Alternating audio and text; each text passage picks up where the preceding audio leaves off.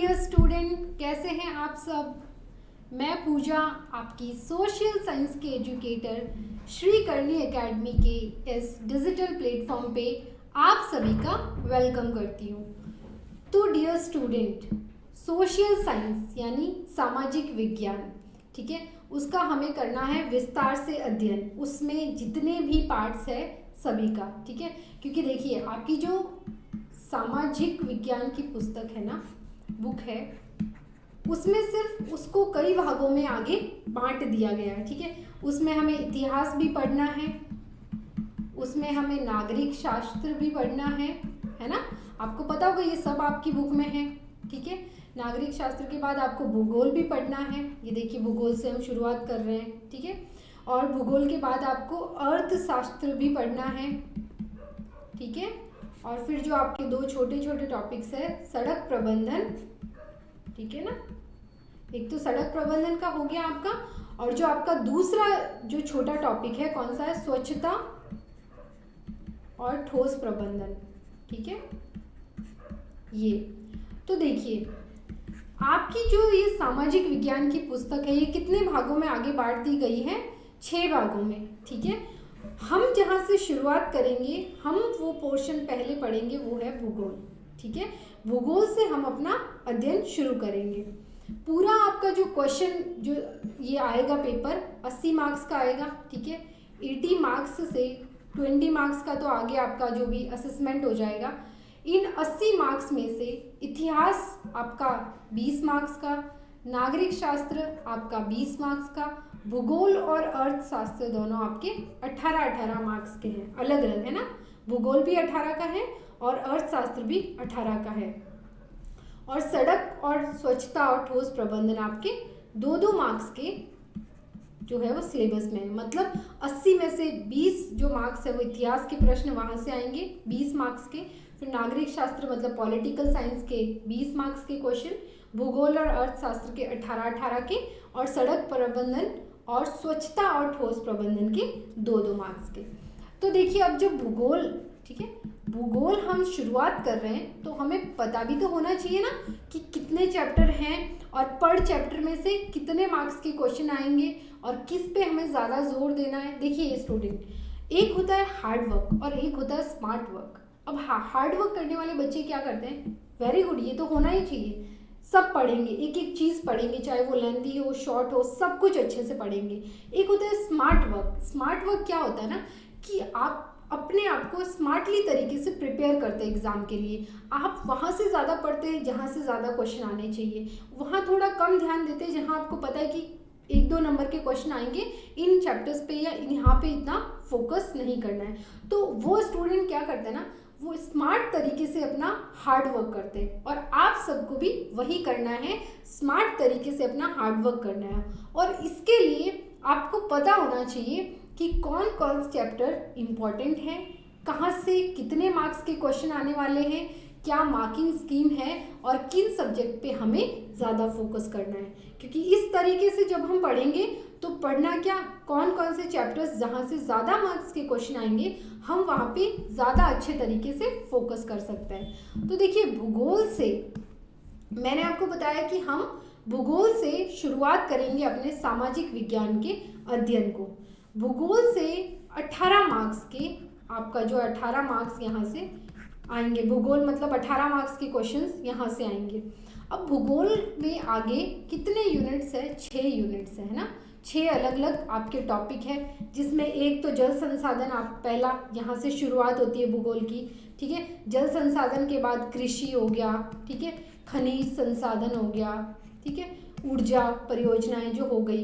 तो इस तरह से आपके टोटल 6 यूनिट है, और 6 यूनिट में से 18 मार्क्स, तो आप देख सकते हैं अगर मैं 6 यूनिट को 18 मार्क्स से डिवाइड करूँ तो मेरे को एक चैप्टर में से 3 मार्क्स के क्वेश्चन आने की संभावना है। मतलब एक चैप्टर में से 3 मार्क्स के जो क्वेश्चन आएंगे, ठीक है। तो हमें हर चैप्टर को उसी तरीके से पढ़ना है और उन्हीं पॉइंट्स पे फोकस करना है जहाँ से हमें 3 मार्क्स पूरे मिल जाए। क्योंकि चैप्टर बहुत लेंथी है, बहुत ज़्यादा थ्योरी दी हुई है, अगर आप उतना पढ़ने बैठेंगे तो कंफ्यूज भी होंगे और याद भी नहीं रहेगा।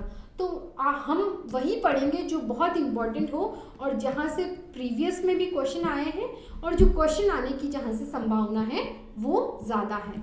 ठीक है, तो ये आपको ब्रॉडली मैंने बताया कि कैसे मार्किंग स्कीम है, किस चैप्टर में से कितने क्वेश्चन आ सकते हैं और किन चैप्टर्स को हमें कितना ज़्यादा वेटेज देना है और कहाँ पे फोकस ज़्यादा करना है।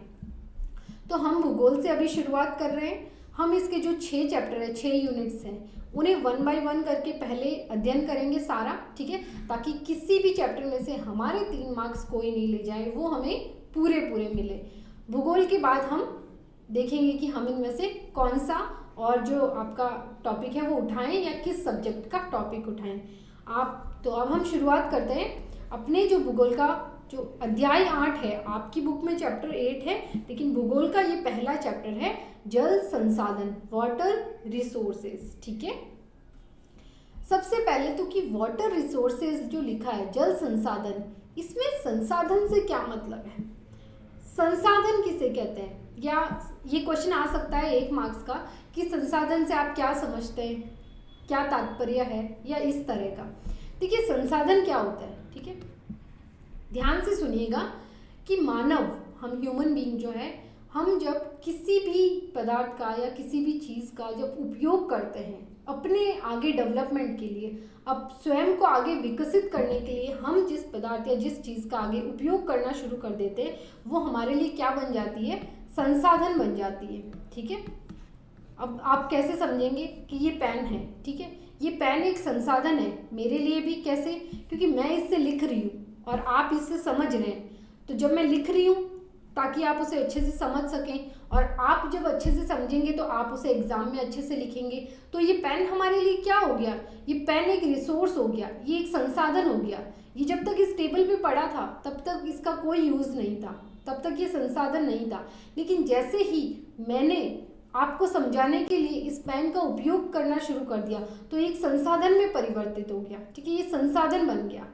तो ऐसी कोई भी चीज़ जो प्रकृति में, ऐसा कोई भी जो पदार्थ पाया जाता है जिसका मानव उपयोग शुरू कर देता है खुद को, अपने आप को आगे डेवलप करने के लिए, अपना विकास करने के लिए, तो वो क्या कहलाता है, वो संसाधन कहलाता है, या जो वो पदार्थ है वो संसाधन में परिवर्तित हो जाता है। ठीक है, अगर आपसे आ जाए कि संसाधन की परिभाषा लिखिए, संसाधन क्या होता है, तो आप कैसे लिखेंगे, ध्यान से आप नोट डाउन भी कर सकते हैं इसे। प्रकृति में पाया जाने वाला कोई भी ऐसा पदार्थ या तत्व जिसका उपयोग करके मानव स्वयं को विकसित करता है, वो संसाधन कहलाता है, या वो पदार्थ संसाधन कहलाता है। ठीक है, तो ये इसकी डेफिनेशन हो जाएगी।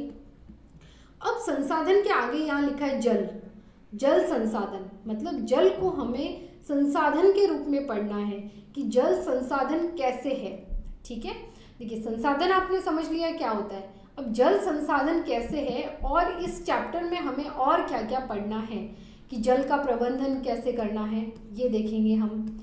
फिर हम इसमें आगे क्या देखेंगे कि बहुउद्देशीय परियोजनाएं क्या होती हैं। ठीक है, बहुउद्देशीय परियोजनाओं के बारे में पढ़ेंगे। फिर बहुउद्देशीय परियोजनाएं भारत सरकार द्वारा कौन कौन सी संचालित की जा रही है, उनका विस्तार पूर्वक अध्ययन कर लेंगे 1 बाय 1, कौन कौन सी इंपॉर्टेंट है। फिर राजस्थान गवर्नमेंट की, क्योंकि राजस्थान के संदर्भ में पढ़ना है, तो राजस्थान सरकार की भी जो महत्वपूर्ण जो बहुउद्देशीय परियोजनाएं हैं, हमें उनके बारे में पढ़ना है। चलो, ये 3 टॉपिक कवर होने के बाद कि जल का प्रबंधन कर लिया हमने बहुउद्देशीय परियोजनाएं बना के। ठीक है, अब जल का संरक्षण करना ज़रूरी क्यों है। ठीक है, मुख्यमंत्री स्वावलंबन परियोजना जो आपकी बुक में दी हुई है उसके बारे में पढ़ेंगे। ठीक है, फिर जल संरक्षण करने के तरीके क्या क्या है, तालाब, नाली, जो ये सब बनाए जाते हैं जिससे जल को संरक्षित किया जा सके, तो बाद में हम इनके बारे में विस्तार से अध्ययन करेंगे।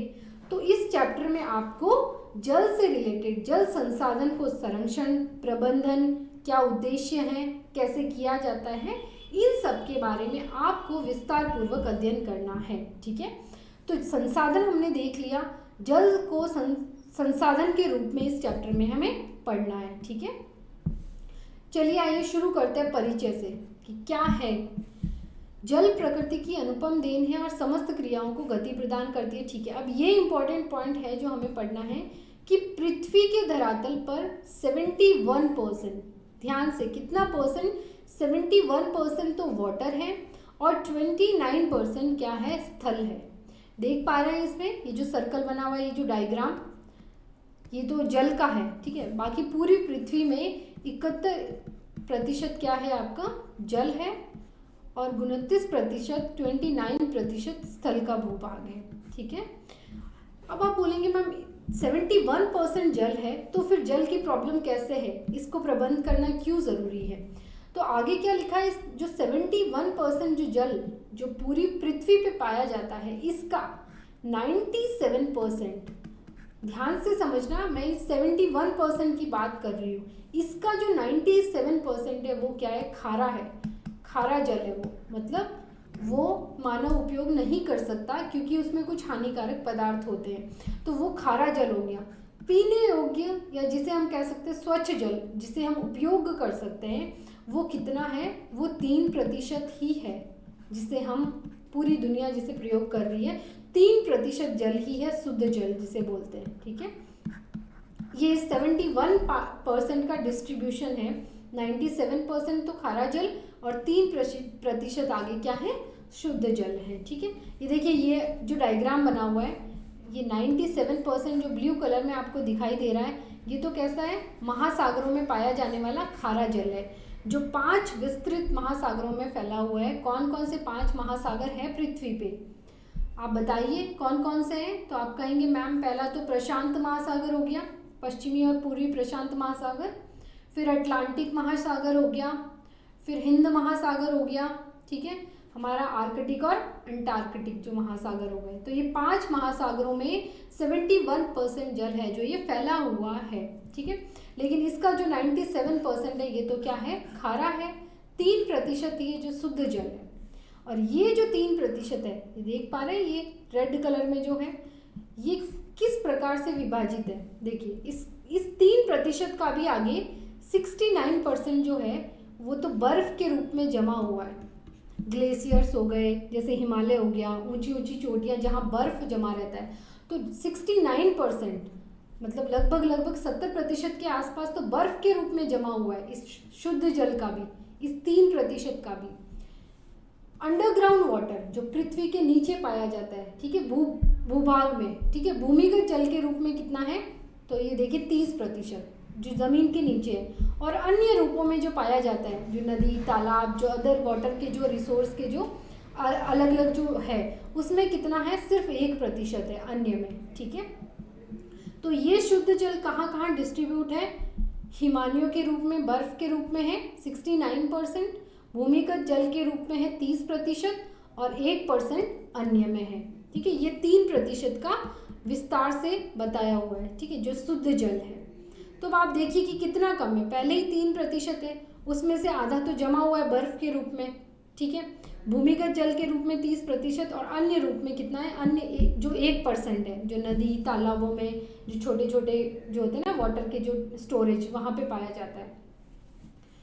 इस जल का 69% हिम के रूप में और 30% किसके रूप में, भूमिगत रूप में। तो ये शुद्ध जल का डिस्ट्रीब्यूशन है कि ये कैसे बटा हुआ है। तो इतना जब कम पानी है, इतना जब कम वाटर है, तो अगर हम इसे व्यर्थ में बहाएंगे, अगर हम इसका सही तरीके से प्रबंध नहीं करेंगे, इसको सही तरीके से मैनेज नहीं करेंगे, कुछ ऐसी नीतियाँ बना के या कुछ ऐसी चीज़ें बना के, तो ये व्यर्थ हो जाएगा और पानी की क्या हो जाएगी, कमी हो जाएगी। तो इसका प्रबंधन करना पानी का बहुत ज़रूरी है, जल रूपी संसाधन का प्रबंध करना बहुत ज़रूरी है। और यही इस चैप्टर में हमें बताया गया है कि कैसे प्रबंध करना है, ठीक है।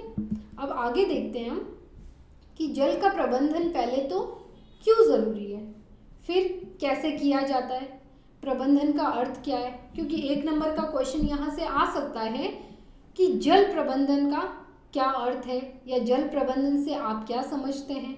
तो आपको बताना पड़ेगा कि इसकी एक परिभाषा देनी पड़ेगी आपको कि जल प्रबंधन क्या होता है। देखिए प्रबंधन का मतलब, जल प्रबंधन का क्या मतलब है कि व्यर्थ जो पानी बह रहा है, व्यर्थ बहते हुए पानी का सदुपयोग करना या उचित तरीके से उपयोग करना ही क्या कहलाता है, जल का प्रबंधन कहलाता है, ठीक है। एक छोटी सी परिभाषा, अगर 1 मार्क्स का क्वेश्चन आता है कि जल प्रबंधन क्या होता है, तो क्या लिखेंगे कि जो व्यर्थ पानी बह रहा है या जो व्यर्थ पानी जो हम व्यर्थ वेस्ट कर देते हैं, उस पानी का सदुपयोग करना क्या कहलाता है? जल का प्रबंधन कहलाता है।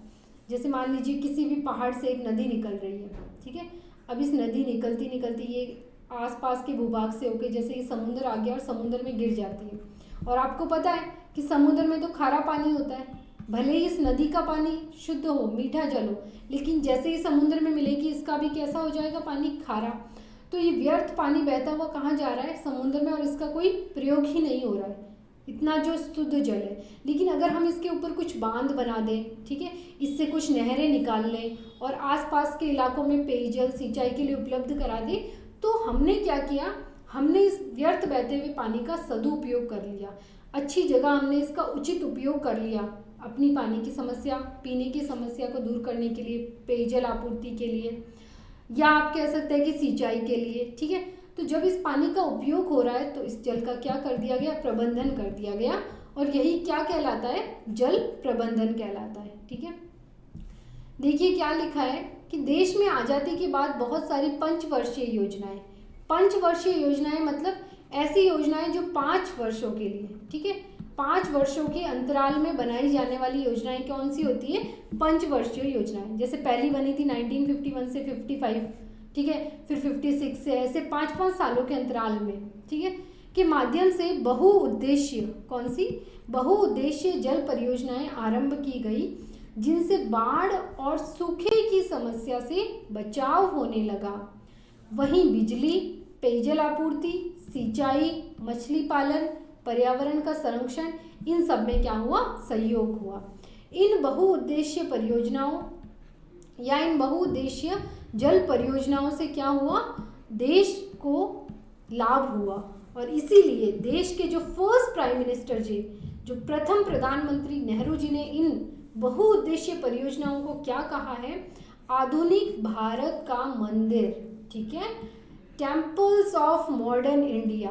किनको कहा गया है? बहुउद्देशीय परियोजनाओं को कहा गया है। ये क्वेश्चन बहुत इंपॉर्टेंट है स्टूडेंट्स, ध्यान से देखना। 1 नंबर के क्वेश्चन में ये पूछा जा सकता है आपसे कि हमारे जो प्रथम प्रधानमंत्री नेहरू जी ने किन्हें आधुनिक भारत का मंदिर कहा है, तो आप लिखेंगे कि जो बहुउद्देशीय जल परियोजनाएं हैं इन्हें कहा है, ठीक है। क्यों कहा है? क्योंकि इनसे बहुत सारे उद्देश्यों की पूर्ति होती है और जल का क्या सदुपयोग होता है, जल प्रबंधन होता है, ठीक है। अब देखिए बहुउद्देशीय परियोजनाएं क्या होती है। अगला ये आपका एक अच्छा क्वेश्चन बनता है कि बहुउद्देशीय परियोजनाएं क्या होती है, ठीक है। बहुउद्देशीय परियोजनाएं किसे कहते हैं, क्या होती है, क्यों महत्वपूर्ण है, ठीक है, इनके क्या क्या उद्देश्य हैं। तो ये कैसे भी करके क्वेश्चन आपसे पूछा जा सकता है। तो बहुउद्देशीय परियोजनाएं क्या है कि वे जल परियोजनाएं, क्योंकि हम जल के बारे में पढ़ रहे हैं, तो वे जल परियोजनाएं, ठीक है, जिनका एक से अधिक उद्देश्य होता है, ठीक है, या वो एक से अधिक कार्यों के लिए बनाई जाती है, एक से अधिक उद्देश्य हो, क्योंकि लिखा ही है ना बहुउद्देश्य, बहु मतलब जिनका एक से अधिक उद्देश्य हो, या इन परियोजनाओं को एक से अधिक कार्य करने के लिए बनाया गया हो, तो वो क्या कहलाती है? वो बहुउद्देशीय जल परियोजनाएं कहलाती हैं। क्या हो सकता है एक से ज़्यादा उद्देश्य, आप बताइए। बांध बनाया, उसका क्या क्या यूज़ हो सकता है? तो आप कहेंगे मैम पेयजल के लिए, पानी के लिए हमें वाटर सप्लाई मिलेगी, ठीक है, वेरी गुड, आपने सही बताया। दूसरा बताइए हम क्या कर सकते हैं बांध बना के? तो हम सिंचाई, ठीक है, आसपास या जो दूर दराज के भी खेत हैं जहाँ बारिश कम होती है, हमने बांध से कुछ नहरें निकाल के वहाँ सिंचाई के लिए उपलब्ध करवा दी, तो क्या हो गया? सिंचाई हो गई, अच्छी कृषि होने लग गई, तो इसका एक और उद्देश्य सामने आ गया, ठीक है। और क्या हो सकता है सोचिए? मछली पालन, ठीक है, जो अगर हम बांध बनाएंगे उससे नहरें निकालेंगे, जो आसपास का इलाका होगा वहाँ मछली पालन भी किया जा सकता है, ठीक है। और क्या?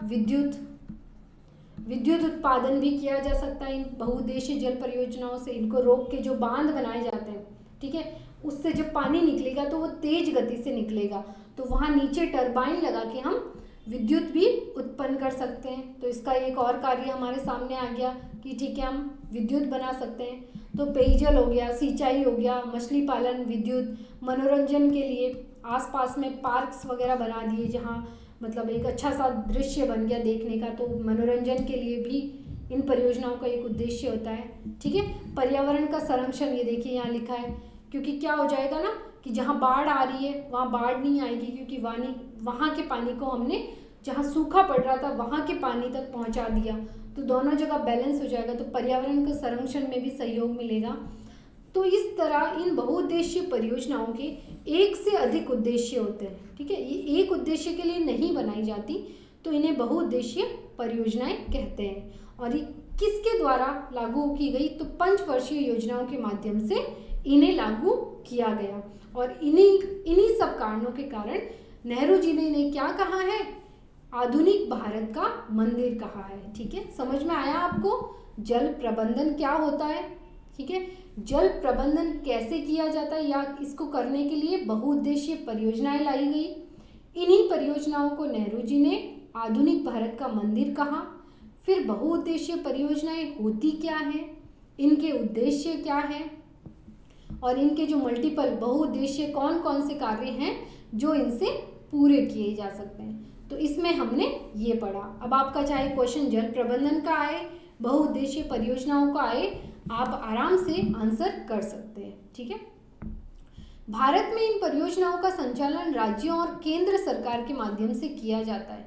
किन परियोजनाओं का, बहुउद्देशीय परियोजनाएं जो बनाई जाती है, या तो इनका संचालन राज्य करेंगे, 2-3 राज्य एक साथ जुड़ के संयुक्त रूप से, या केंद्र सरकार और राज्य सरकार के सहयोग से इनका संचालन किया जाता है। ठीक है, अब केंद्र सरकार के द्वारा कौन कौन सी ऐसी बहुउद्देशीय परियोजनाएं हैं जिनका संचालन किया जा रहा है, तो कौन सी है, देखिए पहली है भाखड़ा नागल।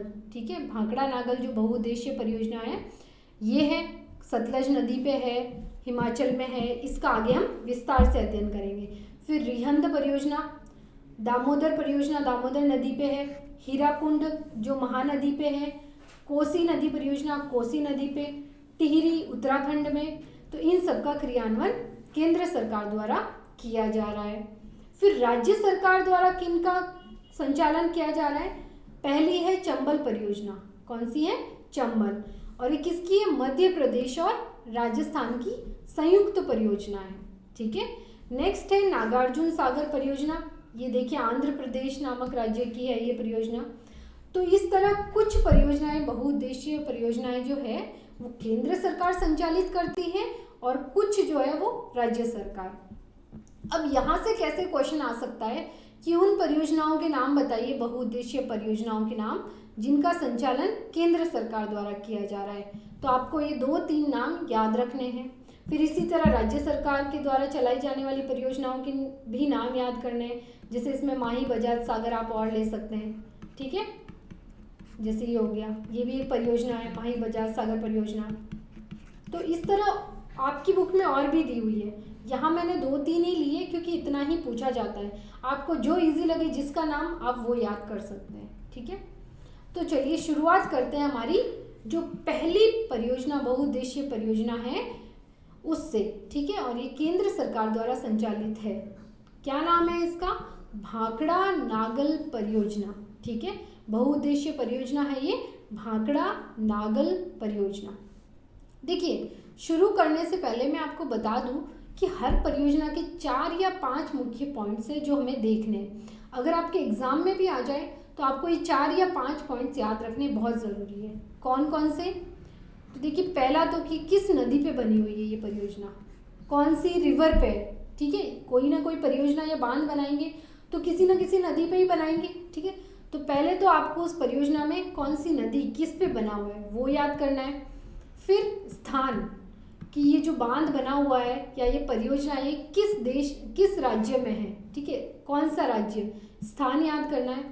फिर ये संयुक्त किस किस की है, ये संयुक्त परियोजना, देखिए आपका प्रीवियस में चलते हैं कि ये संयुक्त परियोजना किन किन राज्यों की है, कौन कौन से ऐसे राज्य हैं जो मिलकर आपस में इस परियोजना को चला रहे हैं। ठीक है, उसके बाद हम देखेंगे कि इस परियोजना को बनाने का उद्देश्य क्या था। ठीक है, बांध तो हमें देखना ही है, उद्देश्य क्या है कि इसे क्यों बनाया गया, क्या इसे सिर्फ सिंचाई करनी है पेयजल की आपूर्ति को दूर करने की जो समस्या है उसे क्या उद्देश्य है इसके। तो ये 5 पॉइंट कोई भी परियोजना आ जाए तुरंत आपके जो ये 5 पॉइंट है ना आपके माइंड में आ जाने चाहिए कि कौन सी नदी पे है, कहाँ पे बनी हुई है, किन राज्यों की संयुक्त परियोजना है, इस पे मुख्य बांध कौन कौन से बने परियोजना पे और इसका उद्देश्य क्या है। इस तरह से जब आप पढ़ेंगे ना तो आप कंफ्यूज नहीं होंगे, क्योंकि इस चैप्टर में कुछ केंद्र सरकार की है, कुछ राज्य सरकार की है। तो इन परियोजनाओं में आप कंफ्यूज हो सकते हैं कि अच्छा उस राज्य में कौन सी थी, कौन से स्थान पे थी। लेकिन आप अगर टेबल बना के इन 5 पॉइंट्स के माध्यम से पढ़ेंगे ना तो आपको कंफ्यूजन नहीं होगा। तो भाखड़ा नांगल का देखते हैं हम। 1948 से ये स्टार्ट हुई और 1963 में ये जो है इसका पूर्ण हो गया काम। ठीक है, ये देश की सबसे बड़ी और महत्वपूर्ण परियोजना है, सबसे बड़ी है, ध्यान रखना। और सतलज नदी पे, चलो हमें अपना पहला पॉइंट मिल गया। कौन सी नदी पे है? सतलज नदी पे। ठीक है, नदी हमें मिल गई। हिमाचल प्रदेश में बिलासपुर के निकट स्थापित है। स्थान भी आपको पता चल गया, कहाँ पे है ये भाखड़ा नांगल परियोजना? हिमाचल प्रदेश में। अगर ये बिलासपुर याद रहता है तो ठीक है, नहीं तो हिमाचल प्रदेश याद रखना बहुत ज़रूरी है।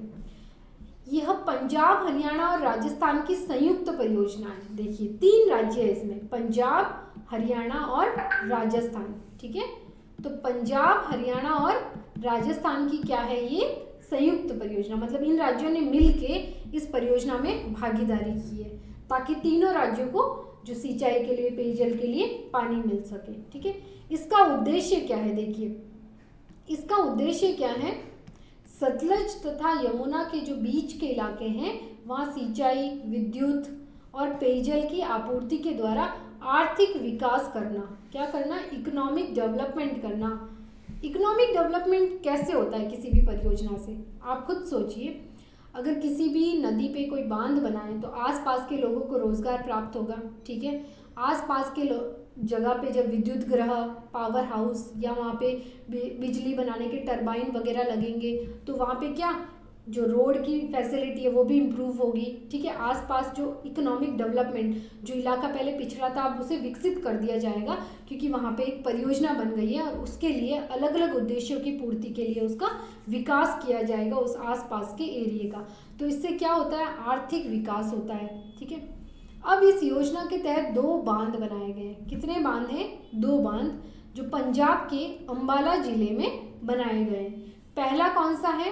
पहला है भाखड़ा बांध। ठीक है, जो देखिए जो ऊंचाई है ना ये बदल चुकी है, तो हम अब हम नई ऊंचाई देखेंगे कि ये ऊंचाई जो है ना, क्योंकि अभी अभी भाखड़ा नांगल बांध की जो ऊंचाई है उसको बढ़ा दी गई है। आपकी बुक में नहीं है ये, लेकिन ये बढ़ा दी गई है। सीमेंट और कंक्रीट से निर्मित विश्व के सीधे खड़े बांधों में ये सबसे बड़ा है। बहुत इंपॉर्टेंट पॉइंट है ये कि पूरे विश्व में जो सीमेंट और कंक्रीट से बना है विश्व का सबसे बड़ा बांध कौन सा है? तो भाखड़ा नांगल बांध है। ठीक है, आ सकता है भाखड़ा बांध जो है, ये क्वेश्चन आ सकता है आपका। ठीक है, जो भाखड़ा बांध है ये कंक्रीट और सीमेंट से बना हुआ सबसे बड़ा बांध है। और दूसरा जो बांध है वो भाखड़ा बांध से 13 किलोमीटर नीचे नागल नामक स्थान पे बनाया गया है। ठीक है, तो 2 बांध हमें मिल गए, एक तो भाखड़ा बांध इस परियोजना के तहत बनाया गया है और दूसरा नागल बांध। ठीक है, भाखड़ा बांध हिमाचल में ही है, हिमाचल प्रदेश में ही है, और ये नागल बांध इससे 13 किलोमीटर नीचे की साइड बनाया हुआ बांध है। तो इस परियोजना की मुख्य बातें हमने देख ली। किस नदी पे है? आप कहेंगे मैम सतलज नदी पे। Okay, very good. किस स्थान पे है? हिमाचल प्रदेश में। संयुक्त परियोजना किन राज्यों की है? तो आप कहेंगे मैम पंजाब की, हरियाणा की और राजस्थान की। ठीक है, फिर इस पे बांध कौन से बने हुए? मुख्य बांध भाखड़ा बांध हिमाचल प्रदेश में और नागल बांध उससे 13 किलोमीटर नीचे की तरफ बना हुआ है।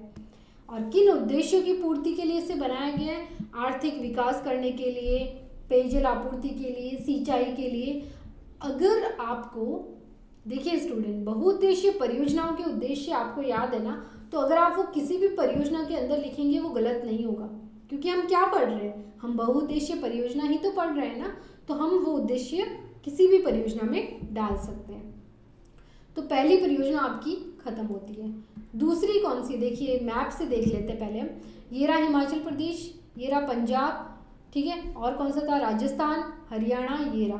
तो पंजाब की, ठीक है, ये दिख रहा है, हरियाणा की, और ये जो राजस्थान है इसकी ये क्या है, संयुक्त परियोजना है भाखड़ा नांगल। और ये रहा हिमाचल प्रदेश, यहाँ पे बना हुआ है भाखड़ा बांध, ठीक है, यहाँ पे सतलज नदी के ऊपर इस बांध में यहाँ पे भाखड़ा बांध बना हुआ है, भाखड़ा बांध, ठीक है, हिमाचल में। और यहाँ पे जो ये परियोजना है भाखड़ा नागल परियोजना, और ये 3 राज्यों पंजाब, हरियाणा और राजस्थान की संयुक्त परियोजना, इन तीनों ने मिला के ये जो सतलज नदी जा रही है इस पे इस परियोजना को बनाया है। हिमाचल प्रदेश भी साथ में है, ठीक है। तो यहाँ उत्तरी भारत में ये आप मैप से देख सकते हैं, आपको आसानी हो जाएगी, ठीक है।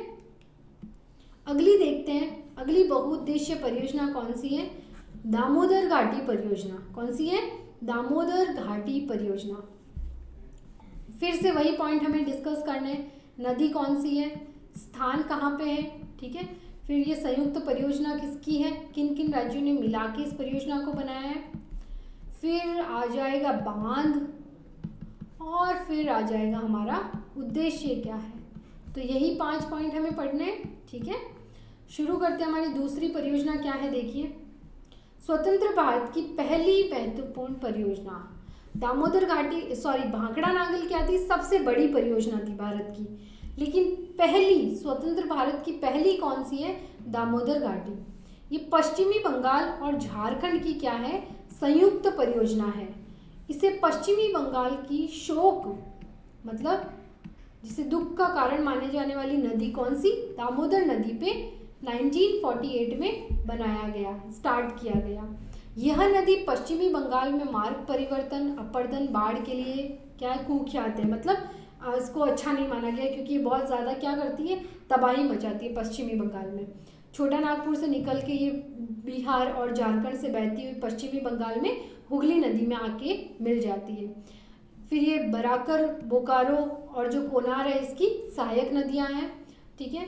और फिर इसमें भारत सरकार ने कौन सी नदी के अनुरूप, तो अमेरिका की टेनिस घाटी परियोजना, जो टेनिस नदी के लिए बनाई गई थी उसके अनुरूप, मतलब जैसी वो बनी थी उसी के अनुरूप इस दामोदर घाटी परियोजना को विकसित किया है, ठीक है। इस परियोजना का उद्देश्य क्या है, पश्चिमी बंगाल और झारखंड के नदी घाटी का आर्थिक विकास करना और स्थानीय निवासियों के जीवन स्तर में सुधार करना, ये इस नदी का क्या है, उद्देश्य है। इस योजना में बराकर नदी पे देखिए, बराकर नदी पे कौन कौन से बांध बने हुए हैं यहाँ लिखा नहीं है, बराकर नदी पे बांध बना हुआ है, ठीक है।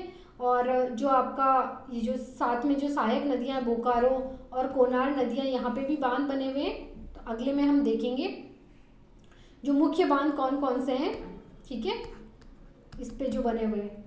क्योंकि ये नदी क्या है ना, देखिए स्टूडेंट, नदी तो हमने देख लिया दामोदर ही है, इसका नाम ही है दामोदर नदी। तो ये दामोदर, स्थान पश्चिमी बंगाल, वेस्ट बंगाल में, ठीक है। संयुक्त परियोजना, एक तो वेस्ट बंगाल ही हो गया प्लस झारखंड की है ये संयुक्त परियोजना, ठीक है। उद्देश्य क्या है, ये इंपॉर्टेंट है। एक्चुअली ये नदी, जैसे ये छोटा नागपुर का पठार है, पठार क्या होता है, ऊपरी जो थोड़ा समतल जगह से जो ऊपर उठा हुआ भूभाग होता है उसे पठार कहते हैं।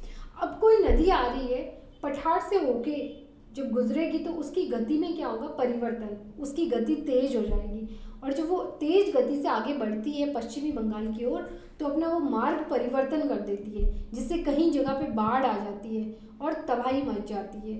इसलिए इसको शोक कहा है, पश्चिमी बंगाल का शोक दामोदर नदी को कहा जाता है। ये क्वेश्चन आ सकता है कि पश्चिमी बंगाल का शोक किस नदी को कहा है, तो आप बोलेंगे दामोदर नदी को कहा गया है, ठीक है। बांध इसमें मेजाई बांध है, और भी बांध हैं, ठीक है, लेकिन मुख्य बांध ही हमें याद करने हैं। हमें ज़्यादा बांध अर्गो बांध जो हो गया, ठीक है, जो इस पे बने हुए, लेकिन हम ये इस पे जो मुख्य बांध जो मेजाई, अर्गो, ये नाम याद करने।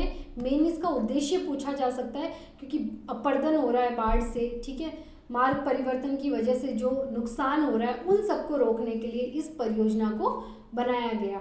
और किस देश की किस नदी के अनुरूप, तो अमेरिका की टेनिस नदी घाटी के अनुरूप इस परियोजना को बनाया गया है, दामोदर नदी पे वेस्ट बंगाल में, ठीक है। तो ये देखिए आपका, ये रहा आपका पश्चिमी बंगाल, ठीक है। फिर ये रहा आपका झारखंड, ये रहा छत्तीसगढ़, छोटा नागपुर पठार यहाँ पे। तो यहाँ से ये नदी जब आती है ऐसे बिहार से भी थोड़ा सा होके हुगली नदी में, ये जो हुगली गंगा की ही एक शाखा है, उसमें मिलके बंगाल की खाड़ी में गिर जाती है। तो यहाँ पे जो है वो दामोदर बांध परियोजना जो है झारखंड और पश्चिमी बंगाल की इकट्ठी संयुक्त परियोजना है, और इसमें दामोदर नदी पे जो ये बांध बनाया गया है, यहाँ पे इस परियोजना को विकसित किया गया है। जो आखिरी हमारी है हीराकुंड, इसका हम विस्तार में कल पढ़ेंगे, आपको एक बार पढ़ के आना है। लेकिन थोड़ा सा मैं आपको यहाँ पे बता रही हूँ, नदी कौन सी है, महानदी, स्थान कौन सा है, उड़ीसा, और कौन सा मुख्य बांध बना है, हीराकुंड बांध, 4801 मीटर लंबा। पूछा जा सकता है सबसे लंबा बांध कौन सा है, जो है हीराकुंड बांध है, ठीक है। सबसे बड़ा पूछे तो भाखड़ा बांध, और इसके तिकरपाड़ा बांध और नराज बांध, ये दो अन्य बांध है। विश्व का सबसे लंबा, देखिए आई गई, विश्व का सबसे लंबा बांध कौन सा है, तो हीराकुंड बांध। और विश्व में कंक्रीट और सीमेंट से बना हुआ सबसे ऊंचा बांध, आप कहेंगे मैम भाखड़ा बांध। इसको 2 चरणों में विकसित किया गया है, 2 चरणों में से अलग अलग डिवाइड करके विकसित किया गया है। तो ये आपकी हीराकुंड परियोजना है, उड़ीसा में है, महानदी पे स्थित है, ठीक है। तो 3 मुख्य केंद्र सरकार की परियोजनाएं आज हमने देखी। भाखड़ा नांगल परियोजना हिमाचल की, दामोदर नदी घाटी परियोजना जो पश्चिमी बंगाल की, और हीराकुंड परियोजना जो उड़ीसा की महानदी पे बनी हुई है। इसके बारे में हम थोड़ा कल और डिटेल से पढ़ लेंगे, ठीक है। तो आज जो पढ़ा है ना, जो ये केंद्र सरकार की थी, अब कल हमें क्या देखना है कि राजस्थान के संदर्भ में, कि राजस्थान सरकार ने कौन कौन सी बहुउद्देशीय परियोजना में अपनी संयुक्त भागीदारी की है और कौन कौन सी मुख्य परियोजनाएं हैं, ये हम कल देखेंगे, ठीक है। तो ये हो गया। कल आपको जो राजस्थान के संदर्भ की परियोजनाएं उन्हें एक बार देख के आना है, जो भी माही बजाज सागर, इंदिरा गांधी परियोजना, चंबल नदी घाटी परियोजना, ये सब हम देखेंगे। उसके बाद हम जल संरक्षण को कैसे, उनके तरीके कौन कौन से, वो देखेंगे। और फिर आपका बचता है कि जल स्वावलंबन क्या होता है, और मुख्यमंत्री जल स्वावलंबन परियोजना जो ये योजना है, इसका उद्देश्य क्या है। तो ये जो आगे बचा हुआ है कि हम अगले वीडियो में पढ़ेंगे। तो आज हमने जल संसाधन क्या होता है, जल प्रबंधन क्या होता है, फिर हमने देखा बहुउद्देशीय परियोजनाएं, मल्टीपर्पज प्रोजेक्ट्स, ये क्या होते हैं, क्यों बनाए जाते हैं, क्या उद्देश्य है, सब देखा। फिर केंद्र सरकार की मुख्य बहुउद्देशीय परियोजनाओं को हमने विस्तार से अध्ययन किया, जिसमें पहला है हमारा भाखड़ा नांगल, दूसरी दामोदर नदी घाटी की जो परियोजना, और तीसरी है हीराकुंड डैम प्रोजेक्ट, हीराकुंड परियोजना। ये 3 है। कुछ इनसे ऐसे पूछा जा सकता है, नदी कौन सी है, कहाँ पे स्थित है, मुख्य बांध कौन कौन से हैं, ठीक है। तो इस तरह से यहाँ इन परियोजनाओं में से आपके प्रश्न आ सकते हैं। तो कल हम राजस्थान के विशेष संदर्भ में पढ़ेंगे। तब तक के लिए आप इसे अच्छे से वापस पढ़ना, आगे का भी थोड़ा देख के आना। कोई डाउट हो तो आप कमेंट बॉक्स में कमेंट करिए, आपका डाउट जो है मैं ज़रूर सॉल्व करूँगी। और वीडियो पसंद आया हो तो आप लाइक ज़रूर करें, आगे पढ़ के आइए। All the best, thank you बच्चों, ओके बाय।